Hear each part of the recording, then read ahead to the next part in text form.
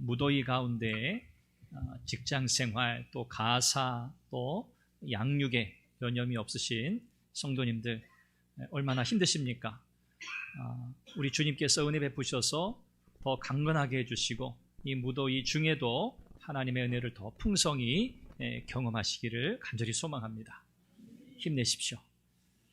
무더운 여름도 지나갈 겁니다. 오늘 우리는 이 말씀을 마주합니다. 사도행전의 마지막 장면입니다. 오늘 바울의 이 마지막 이야기, 바울의 마지막 이 메시지를 오늘 우리가 살펴보면서 마음속에 이런 생각을 하게 됩니다. 우리 흔히 그런 표현하는데 버킷리스트라는 그런 표현을 합니다. 버킷리스트. 아마 우리 젊은 이들은 너무나 잘 알 거고요. 이 버킷리스트라고 하는 이 말은 내가 죽기 전에 꼭 해보고 싶은 일들의 목록을 가리킵니다. 죽기 전에 꼭 해보고 싶은 것, 사소한 일상에서의 어떤 즐거움뿐만 아니라 큰 일들, 큰 프로젝트, 내가 하고 싶은 것은 다, 뭐든지 다 써보는 거죠. 그래서 어떤 사람은 10가지, 20가지, 100가지 내가 죽기 전에 이건 꼭 해보리라, 이렇게 목록들을 적어보곤 합니다. 여러분들은 어떠신가요? 여러분들에게도 죽기 전에 꼭 하고 싶은 버킷리스트, 그런 목록들이 있으십니까? 있으시겠죠. 있으실 겁니다. 오늘 성경을 보니까 사도 바울에게도 버킷리스트가 있었습니다. 사도 바울의 버킷리스트는요, 로마에 가서 복음을 전하는 일이었습니다. 바울은 3차례에 걸쳐서 이미 소아시아 또 유럽에 걸쳐서 복음을 전했습니다. 여기저기 다니면서 어려움을 많이 겪었죠.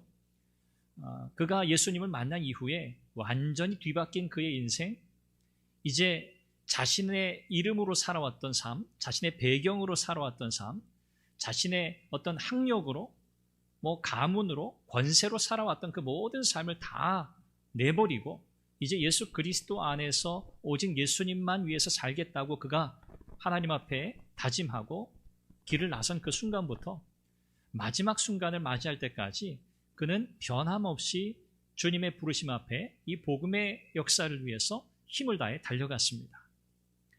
오늘 바울의 마지막 인생의 버킷리스트, 죽기 전에 그가 꼭 해야만 하는 그 일, 이것은 그냥 바울이 원해서 내가 하고 싶어서 하는 그 일이 아니었습니다. 이것은 주님의 부르심이었고요. 이 주님의 부르심에 바울은 끝까지 순종했습니다. 오늘 사도행전의 마지막 부분, 이 부분은 닫힌 결말이 아닙니다. 아직 뭔가 더 할 이야기들이 한참이나 남았는데 마치 중간에 그냥 그 이야기를 멈춘 듯 합니다. 그래서 이 28장을 지나서 또 다른 스토리가 연결되어야 할 텐데 라는 생각을 하게 되는 마지막 결말이 오늘 사도행전 28장입니다. 누가는 이 사도행전을 이렇게 마무리하면서 이 여정이 끝나지 않았다는 것을 우리에게 전달하고 있습니다. 바울을 통해서 진행되었던 복음 전파, 그 복음의 역사는 오늘 우리에게까지 그대로 이어지고 있다는 거죠. 여전히 진행 중이고 앞으로도 진행될 하나님의 위대한 구원의 역사, 누가는 이렇게 그 마지막 결말을 열어놓고 있습니다. 기대하게 만드는 거죠. 하나님께서 어떻게 그분의 역사를 이루어 가실까? 이 복음의 역사를 위해서 하나님이 사도 바울을 사용하셨는데 그러면 하나님은 오늘 우리를 어떻게 사용하실까? 우리를 통해서도 하나님은 놀라운 일들을 이루시겠지? 라고 하는 이런 기대를 우리에게 가지게 합니다. 오늘 우리 주님께서 맡겨주신 우리의 사명, 그것은 다름 아닌 복음을 전하는 일입니다. 우리가 어떤 모양으로 인생을 살아가든 이 사명은 동등하게 받은 사명입니다. 공통의 사명입니다. 우리가 어떤 직업을 가지고 어떤 모양으로 살아도 우리는 그 삶을 통해서 복음의 증인으로 부름을 받았습니다. 예수 그리스도의 신실한 증인되는 것, 복음의 전파자가 되는 것이 오늘 저와 여러분들의 인생의 사명인 줄 믿습니다. 오늘 이처럼 중요한 사명을 우리에게 맡기셨는데요. 더 중요한 것은요, 우리가 이 사명을 잘 감당해야 하는데 열매 맺게 하시는 분이 하나님이시라는 사실입니다. 이것이 너무 중요합니다. 우리가 열심을 가지고 열정을 가지고 뭔가 하고 나면 결말을 기대하죠. 결과를 기대하죠. 좋은 결과를 얻기를 바라지 않습니까? 그런데 우리의 애씀으로, 우리의 노력으로, 우리의 힘으로 그렇게 최선을 다했는데 결과가 좋지 않으면요? 속상하죠. 낙심되죠. 내가 괜히 힘썼나? 내가 고작 이런 결실을 보려고 이렇게 내가 내 시간과 내 물질과 내 에너지를 그렇게 쏟아부었나? 그렇게 낙심하기 쉽습니다. 그러나 성경은 우리에게, 물론 우리가 복음 전파자로서의 삶을 최선을 다해서 살도록 우리에게 말씀하지만 그 결실, 그 열매는 오직 하나님께서 맺게 하신다고 말씀합니다. 열매 맺는 것은 우리 소관이 아니에요. 그것은 하나님의 일입니다. 그런 하나님의 일에 우리를 부르셨어요. 우리를 사용하시려고요. 그래서 오늘 저와 여러분들이 해야 하는 일은요, 오직 전하는 일입니다. 전하는 일이에요. 물론 마음속으로는 우리가 전한 대로 그 복음의 메시지를 듣고 듣는 사람마다 예수님 믿기를 바라죠. 복음을 전하는 일마다 열매가 맺혀지기를 바라죠. 그런데 그렇지 않습니다. 그래서 우리가 복음을 전하는 일에 있어서 쉽게 낙심하는 경우는 늘 그런 경우예요. 내가 누군가를 꼭 전도해야 하는데, 누군가를 꼭 전도해서 교회 데려와야 하는데, 예전에는 주로 이렇게 전도 집회하면 교회 꼭 데려오는 게 이게 중요했잖아요. 예수님 믿는 게 중요한 게 아니라 교회 데려오는 게 중요했어요. 데려오면 그 다음 알아서 하시겠지, 이런 생각이죠. 그렇게 해서 결실을 맺기도 했습니다. 그러나 책임은 우리에게 있지 않다. 열매 맺는 책임은 하나님께 있다. 그러면 우리에게 있는 책임은 전하는 일이다.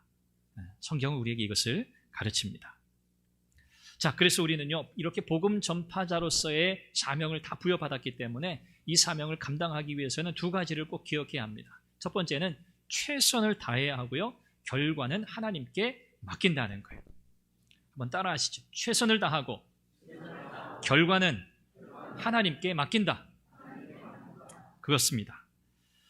가이사에게 재판을 받기 위해서 바울이 로마에 도착합니다. 거기서 한 2년을 보내게 되는데 셋방에서 머뭅니다. 이 셋방은 그냥 우리가 이해하는 그냥 월세 내고 사는 그런 집이 아니고요. 물론 형식은 그렇지만, 형태는 그렇지만 일종의 감옥입니다. 가택연금과 같아요. 그래서 이 셋집에 머무는 동안 그 비용도 거기에 갇힌 사람이 사실은 다 돼야 돼요. 좀 이상하죠? 자기가 자기 돈 내고 그 감옥에 있는 거예요. 이게 당시 이제 바울이 갇혀있던 그 당시의 모습입니다. 어쨌든 2년 동안 셋집에 머물면서 많은 사람들을 만나요. 사람들이 바울에게 많이 찾아옵니다. 특별히 로마에 있는 유대인들이 바울에게 많이 찾아오거든요. 그래서 오늘 성경에 보면 바울이 아침부터 저녁까지 말씀을 강론했다고 그렇게 기록합니다. 유대인들이 바울을 찾아왔어요. 이런 거 보면 가택연금 상태였지만, 물론 이 행보에 제한은 있었지만 많은 사람들이 바울에게 와서 바울을 만나는 일에는 조금 수월했던 것 같습니다. 큰 제약이 없었던 것 같아요. 그래서 많은 유대인들이 바울에게 와서 말씀을 듣습니다. 또 유대인들은 구약 성경, 모세 율법에 정통한 사람들이죠. 또 바울도 마찬가지입니다. 바울은 그야말로 학자 아니겠습니까? 그러니까 통하는 구석이 많아요. 그래서 바울 입장에서는 보다 쉽게 복음을 설명할 수 있었을 겁니다. 구약을 배경으로 해서요. 자, 그런데 참 결과는 기대한 것과는 다릅니다. 이렇게 많은 로마의 유대인들이 바울에게 와서 복음을 듣고, 바울 하면 대가죠. 구약의 정통한 학자죠. 그러니까 이 구약의 문맥에서 복음을, 메시아, 그분이 바로 예수 그리스도다, 이것을 연결해서 쭉 설득력 있게 아마 가르쳤을 겁니다. 그런데 이 이야기를 들은 이 많은 유대인들이 우리의 바람은 다 듣고 예수님 믿기를 바라지만, 그런데 어떤가요? 그렇지 않았어요. 그들 중에 믿는 자들은 소수였습니다. 적은 사람들만 믿었어요. 그리고 대다수의 유대인들은요, 믿지 않았습니다. 얼마나 허탈한 일입니까? 그렇죠? 우리가 수학적 계산으로 따지면 이건 정말 이런 사업은 할 수 없어요. 그렇죠? 인풋과 아웃풋이 이건 너무 차이가 나요. 뭔가 좀 집어넣으면 최소한 우리가 흔히 본전이라고 이야기하잖아요. 본전은 건져야 하는데 이건 본전도 못 건지는 장사예요. 장사로 따지면. 있는 대로 힘을 다 들이고 에너지를 다 쏟고 열정을 다 쏟아 부었습니다. 그렇게 유대인들을 가르쳤습니다만, 그러나 지금까지 바울이 만났던 수많은 유대인들과 그리 다르지 않았어요. 바울이 전하는 복음을 듣고 믿는 사람, 그들은 소수였어요. 바울이 얼마나 애를 썼겠습니까? 거의 인간적인 논리를 따진다면 거의 완벽하리만큼 아마 설득력 있게 복음을 전했을 겁니다. 그러나 믿는 자는 소수였어요. 우리가 예수님 말씀하신 씨 뿌리는 자의 비유에서 우리가 이미 살펴본 바와 같지요. 동일한 씨앗이 뿌려집니다. 그런데 밭의 종류에 따라서 열매가 맺히기도 하고 맺히지 않기도 해요. 똑같습니다. 하나님의 말씀을 듣는 사람들이 믿음으로 받지 않을 때 열매 맺을 수 없는 거죠. 바울은 최선을 다해서 복음을 전했습니다. 특별히 자기 동족 유대인들에게는 더 특별한 열심을 가지고 애정을 가지고 복음을 전했습니다. 그러나 결과는 미미했습니다. 그러면 바울이 어땠나요? 실망했나요? 낙심했나요? 에이, 이거 못할 짓이구나. 내가 이렇게 자존심 다 내려놓고 내가 가진 모든 것 다 내려놓고 정말 이 복음만 이렇게 전했는데 이렇게 믿는 자들이 적을 수가? 아유, 더 이상 이 일 해보나 마나 별 재미가 없구나. 이렇게 생각하지 않았습니다. 바울은 오히려 그렇지. 복음이 이런 것이지. 복음을 듣는 자들의 그 상태가, 타락한 죄인의 상태가 이렇구나. 오히려 바울은요, 하나님의 뜻을 더 확실하게 분별했고요. 자기가 앞으로 감당해야 할 사역의 방향을 더욱더 분명하게 하는 그런 기회로 삼았습니다. 바울은 스스로 생각했어요. 나는 하나님의 도구일 뿐이다. 나는 도구다. 주체가 아니에요. 하나님이 나를 사용해 주시니 감사하다. 바울은 그렇게 생각했어요. 그리고 자신을 통해서 하나님이 일하신다는 사실을 믿었습니다. 복음 전파는요, 하나님의 일입니다. 그래서 하나님이 일하시는 거예요. 그 하나님의 일에 우리를 불러 영광스러운 그 일에 참여하게 하시는 거예요. 그게 우리의 자리예요. 그게 우리의 정체성이에요. 우리가 자격이 있고 잘나고 뭔가 열심히 다 해서 훈련 잘 받아서 그래서 하나님이 그래 능력이 되는구나 그렇게 쓰시는 게 아니고요. 하나님은 우리가 없어도 그분의 일을 하시는 분이잖아요. 그런데 감사하게도 영광스럽게도 그분의 일에 동참할 수 있는 기회를 주신 거예요. 그게 오늘 우리의 자리입니다. 구원의 열매는 성령의 강권적인 역사입니다. 그래서 우리는 기회가 있을 때마다 복음을 전하고요. 그리고 마지막에 늘 기도해야 돼요. 성령께서 강권적으로 역사해 주옵소서. 주님 말씀하신 대로 복음을 전했습니다. 복음의 씨앗을 뿌렸습니다. 열매 맺게 하시는 분은 하나님이시니 성령께서 역사해 주옵소서. 이렇게 우리가 기도해야 할 줄 믿습니다. 그래서 우리는 최선을 다해야 하고요. 결과를 하나님께 맡기는 거예요. 많이 거두기를 바라죠. 그렇죠? 그런데 많이 거두든 적게 거두든 그것은 우리 소관이 아니에요. 우리가 바란다고 원한다고 우리 뜻대로 되는 게 아니에요. 우리 뜻대로 안 됐다고 낙심할 이유가 전혀 없어요. 하나님은 하나님이 원하시는 대로 그분이 기쁘신 일을 그분 뜻대로 하시는 거예요. 우리는 그분의 일을 보고 감사할 뿐이에요. 한 영혼이 죽게 돌아와도 감사하고 10명이 돌아와도 100명, 1000명이 돌아와도 감사하는 거예요. 이렇게 하나님 앞에 서기를 바랍니다. 두 번째는요. 이 복음을 전하는 일을 멈추지 말아야 한다는 겁니다. 멈추지 말아야 돼요. 사도행전의 저자인 누가는 바울이 로마 황제인 가이사 앞에 서서 어떻게 재판을 받고 어떤 판결을 받고 그의 마지막이 어떠했는가, 어떤 처형으로 그 인생을 마무리했는가 기록하지 않습니다. 왜 그럴까요? 만약에 소설이라면 제일 궁금하거든요. 바울이 황제 앞에 서서 어떻게 그가 어떤 이야기들을 했고, 황제는 또 그에게 어떤 이야기들을 했고, 그가 어떤 벌을 받았고, 어떻게 마지막 순간을 맞이했는지 우리는 그게 제일 궁금하거든요. 그런데 오늘 성경은 그것을 기록하지 않아요. 왜냐하면 별로 중요하지 않기 때문에 그래요. 별로 중요하지 않아요. 중요한 건 뭡니까? 복음을 전하는 일이에요. 사실 복음을 전하는 일. 우리는 이렇게 뭔가 믿음의 흔적이나 자취들을 돌아보기를 바랍니다. 이제 우리가 내일 떠나서 일본의 3박 4일 일정으로 비전 트립을 떠나게 되는데, 가서 우리가 보게 될 것들은 순교자들의 흔적이거든요. 그 땅의 복음을 위해서 또 믿음을 지키기 위해서 살았던 사람들의 삶의 자리, 그 과거의 역사를 우리가 보려는 거거든요. 감동적이죠. 도전이 되죠. 그런데 그것보다 더 중요한 것은요, 복음 전하는 일입니다. 복음이 어떻게 전해져야 하는가?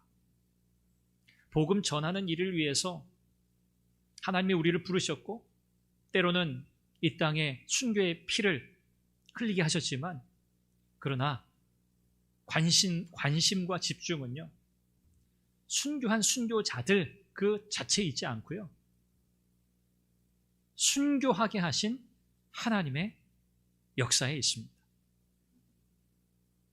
인간 편에서 생각하면 여러 가지 생각할 수 있어요. 우리 편에서는 아쉬움도 있을 수 있고요. 그래도 그렇게까지 했는데. 그런데 성경은 우리에게 거기에 집중할 것을 말씀하지 않고요, 하나님이 하신 일에 집중하라고 말씀합니다. 복음 그 자체에 집중하라고 이야기합니다. 바울이 유대인들에게 복음을 전했는데 말씀드린 것처럼 큰 성과가 없었습니다. 인간적으로 실망스러운 일이죠. 특별한 열정과 애정을 쏟아 부었는데요, 2년이라는 시간도 짧은 시간이 아니었습니다. 가택연금 상태였지만, 행동이 자유롭지 못했지만, 바울은 그런 것에 전혀 구애받지 않았습니다. 왜 그렇죠? 바울의 오직 유일한 관심사는 복음 전하는 일이었기 때문에 그렇습니다. 자신의 이름이 남든지 안 남든지 상관이 없어요. 자기가 사람들에게 존경을 받게 되든지 그렇지 않든지 그거 전혀 관심거리가 아니에요. 이미 복음을 위해서, 예수 그리스도를 위해서 자기의 생명을 관제와 같이 이미 그는 부었다고 이야기했어요. 제사의 제물처럼 이미 나는 죽은 목숨입니다 라고 생각하고 그는 이 사역을 감당했기 때문에 바울에게는요, 더 이상 다른 목표, 목적이 없어요. 그저 복음 전하는 것뿐입니다.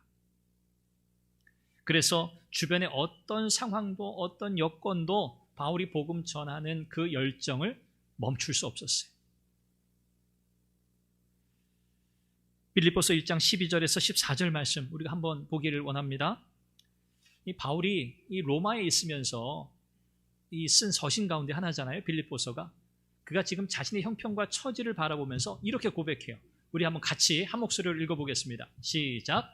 형제들아, 내가 당한 일이 도리어 복음 전파의 진전이 된 줄을 너희가 알기를 원하노라. 이러므로 나의 매임이 그리스도 안에서 모든 시위대 안과 그 밖의 모든 사람에게 나타났으니, 형제 중 다수가 나의 매임으로 말미암아 주 안에서 신뢰함으로 겁없이 하나님의 말씀을 더욱 담대히 전하게 되었느니라. 아멘. 바울이 지금 어떤 고백을 하고 있습니까? 로마에서 지금 감옥에 갇혀 있는 상태에서 자신의 이 갇힘이 자신에게는 전혀 문제가 안 된다는 거예요.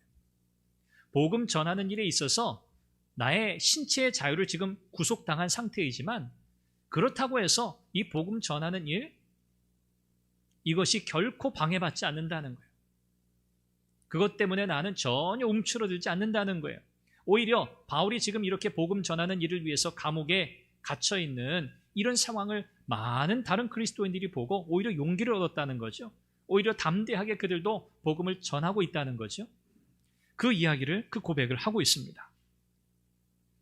바울은 환경에 지배를 받지 않았어요. 열악한 환경, 어려운 일들이 많았습니다. 굴복할 수 있을 만한 어려움들이 많았습니다. 그러나 끝까지 신실하게 복음을 전했습니다. 멈추지 않았습니다. 왜 그렇죠? 이 일은 바울이 마음 먹고 한 일이 아니에요. 바울이 그래 내 인생 이렇게 멋있게 한번 살아보자. 바울이 결단하고 스스로 이끌어가는 그런 삶이 아니었어요. 이 삶은 주님의 부르심이었어요. 그의 인생을 완전히 뒤바꿔 놓으신 부활하신 주님, 그 주님께서 바울에게 주신 사명이었어요. 바울을 부르신 목적이었어요. 그래서 바울은요, 사명에 사로잡혀서 그 주변의 환경에 좋음, 나쁨 이런 것에 구애받지 않았던 거예요. 이것이 사명자의 모습이죠. 사탄은 복음 전파를 막기 위해서 온갖 방법을 다 동원합니다. 방해합니다. 겁박합니다. 그러나 세상을 향한 하나님의 구원의 계획은 결코 막을 수 없습니다. 바울이 갈라디아 교회를 향해서 이렇게 권면한 말씀이 있죠. 이 말씀도 우리 한번 같이 읽어보겠습니다. 갈라디아서 6장 9절입니다. 시작. 우리가 선을 행하되 낙심하지 말지니 포기하지 아니하면 때가 이름에 거두리라. 아멘. 낙심하기 쉬워요. 너무 힘들다. 너무 힘들다. 그러나 바울은 낙심하지 말라고 권면합니다. 포기하지 말라는 거예요. 멈추지 말라는 거예요. 복음의 증인으로 살아가는 것 낙심될 만하고 포기할 만하다는 거죠. 그런데 그러지 말라는 거예요. 왜? 때가 있기 때문에요. 어떤 때요? 하나님이 우리가 그렇게 낙심하지 않고 포기하지 않고 뿌린 그 복음의 씨앗을 열매 맺게 하실 날이 있기 때문에 낙심하거나 포기하지 말라는 거예요. 이 말씀을 우리 마음에 새기기를 원합니다. 그래서 우리의 신앙생활은 눈앞에 보이는 것 때문에 일희일비하지 않는 거예요. 우리는 일희일비하잖아요. 그렇죠? 그게 우리의 인생이잖아요. 그런데 우리는 믿음으로 살아야 하는데 오늘 이 성경이 우리에게 그렇게 말씀합니다. 눈앞에 보여지는 것으로 살자가 아니기에 보여지는 것으로 일희일비하지 말라는 거예요. 믿음으로 주님을 바라보는 저와 여러분들이 되기를 주님의 이름으로 축원합니다. 담대하게 복음을 전하는 저와 여러분들이 되기를 바랍니다. 오늘 마지막 31절에 보면 담대하게 거침없이 복음을 전했다. 그렇게 기록하고 있습니다. 예전 한글 성경에는 담대히 복음을 하나님의 나라를 전했다. 그리고 아무도 막는 자가 없었다. 그렇게 번역했는데 이 개역 성경에는 조금 다르게 번역했습니다. 그러나 의미는 같아요. 담대하게 거침없이. 이 담대하게라고 하는 것은요. 모든 확신을 가지고 그런 뜻이에요. 거침없이. 그야말로 거침없이. 그런 뜻이에요. 여기 거침이 없다라고 사용된 이 단어는 아무도 방해하지 못한다 그런 뜻이에요. 방해받지 않고 그런 뜻이에요. 바울은 확신을 가지고 나아갔어요. 담대함은요. 확신이 있어야 돼요. 복음에 대한 확신이 있어야 돼요. 하나님의 은혜와 역사에 대한 하나님의 주권적인 역사에 대한 확신이 있어야 돼요. 그래야 담대함이 있습니다. 안 그러면요. 우물쭈물하게 돼요. 이게 진짠가? 긴가? 민가? 그런가? 해도 되나? 주저하고 망설이게 되죠. 확신이 없으면 그렇잖아요. 바울은요. 흔들림이 없었어요. 왜요? 나를 부르신 주님이 분명하거든요. 주님 살아계시거든요. 나에게 맡기신 사명이 확실하거든요. 로마로 보내 로마 황제 앞에서 복음을 전하라고 하시는 이 주님의 명령이 확실하거든요. 그러니 담대할 수밖에 없어요. 생명도 다 내놓았어요.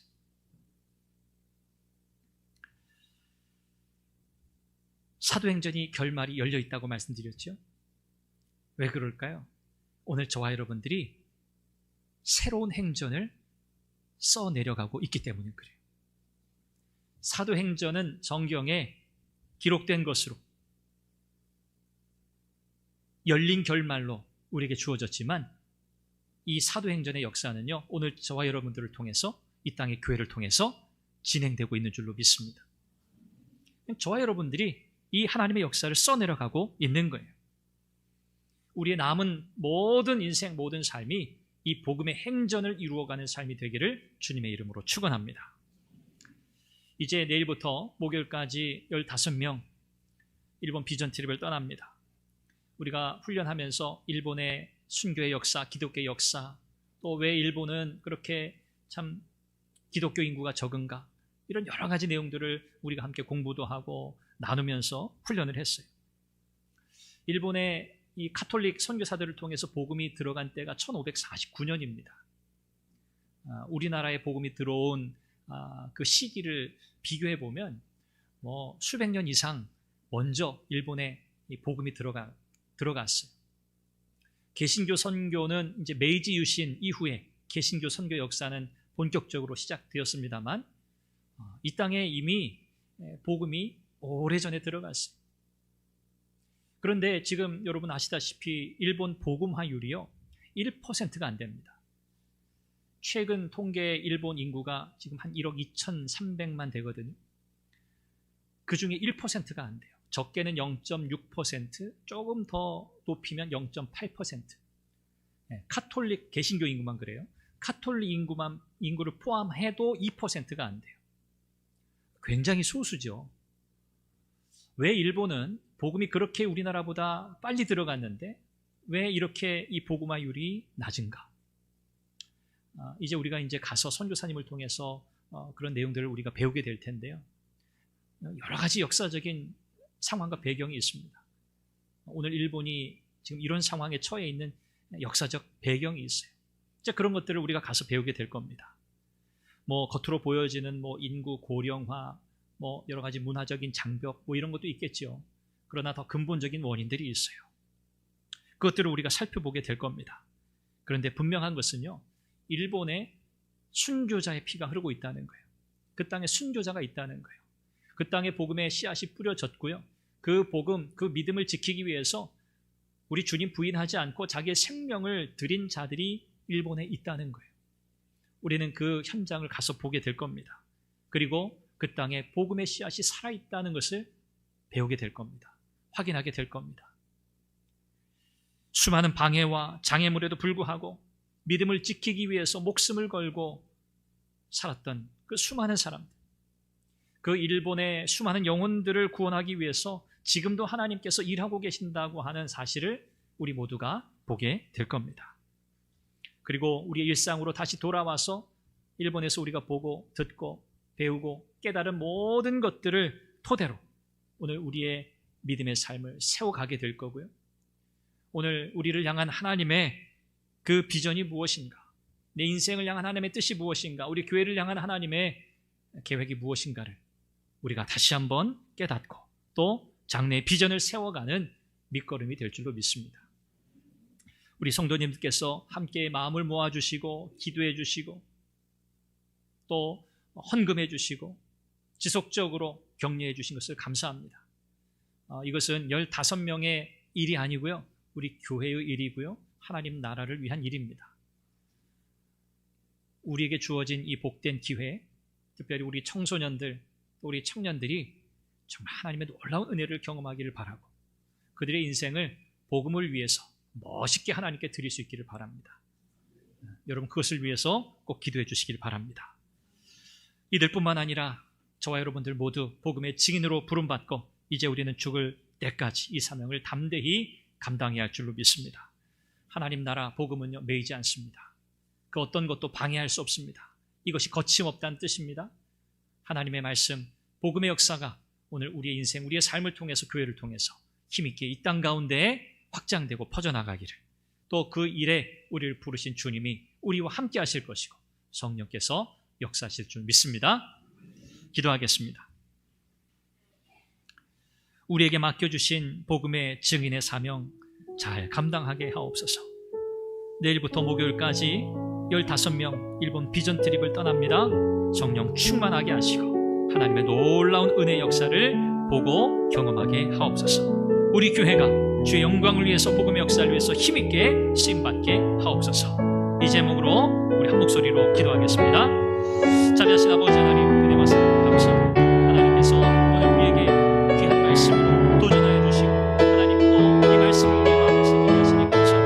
하나님 복음의 전파자, 복음의 증인으로 우리를 부르셨으니 이 사명 끝까지 잘 감당하게 하여 주옵소서. 하나님의 영광